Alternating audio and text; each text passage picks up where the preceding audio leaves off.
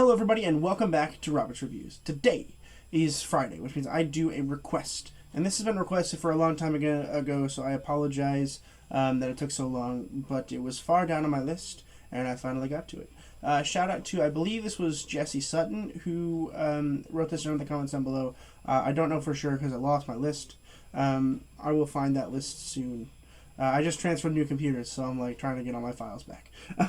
But she recommended that I watch any Wes Anderson film, and I decided to watch this one because I had seen it before when it came out, but that was like 7 years ago. So I was like, I want to watch that one again. I want to revisit it because I remember really liking it, and I'm very happy I did. So today, let's go ahead and start talking about the Grand Budapest Hotel.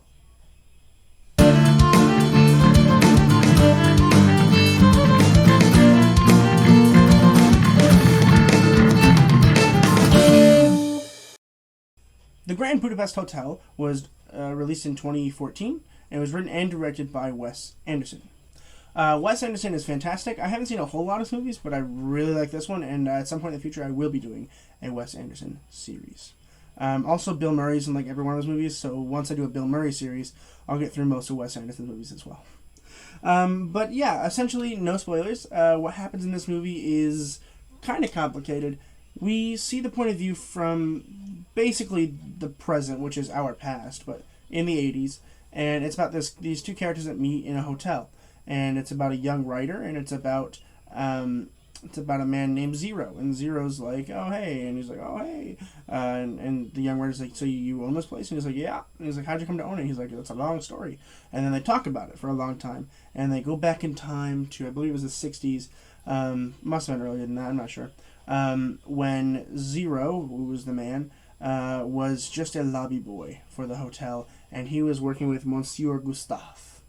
And it's about basically how Gustave had promised him the estate when he died, and it's a really interesting story. I can't really talk about a whole lot about it because spoilers are everywhere in this movie. So this review is going to be a little bit shorter than most of my other ones, but I'm excited to talk about it nonetheless.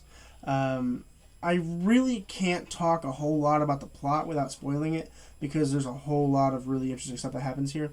If you guys do want to watch this, it is free on Amazon with ads, which is how I watched it. You have to rent it on any other streaming platform. You have to rent it. So I was like, spend $4 to watch it with ads. I decided to watch it with ads. It's actually not too bad. The advertisements are in kind of weird places, but they're short advertisements, so it's worth watching. I guarantee it.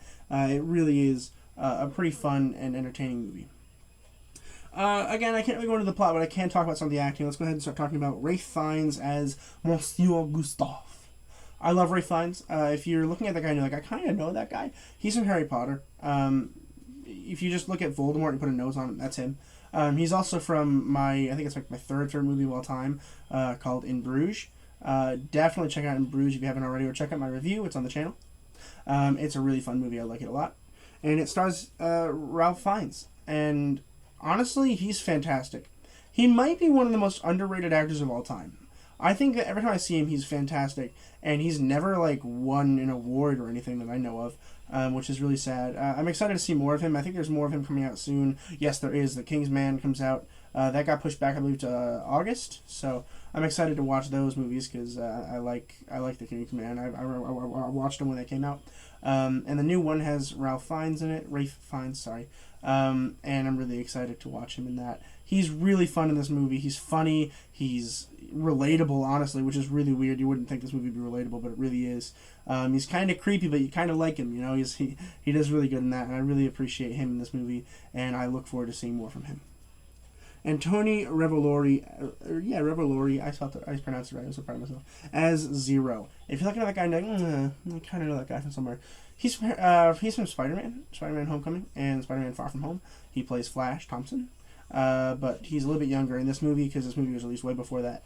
And he's really fun because he's really quiet, but he's learning from Gustave, and I really like him. He's really fun. I honestly was, when I first watched the movie, I was like kind of skeptical about how he's going to do in this movie, and he really did really well. I was quite impressed. So I was really excited to see that. Other actors include Willem Dafoe, Jeff Goldblum, Jude Law, Bill Murray, Edward Norton, Tilda Swinton, and Owen Wilson. However, all of those actors I just listed were in tiny roles.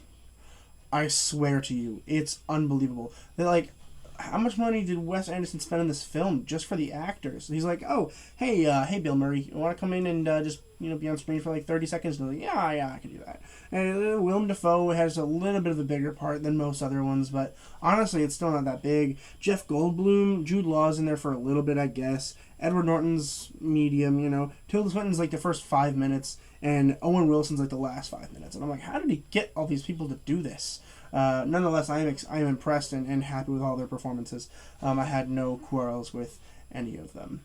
Again, I can't really talk too much about this movie because it is full of spoilers, but I will give you my grade, and I'm going to go ahead and give the Grand Budapest Hotel an A.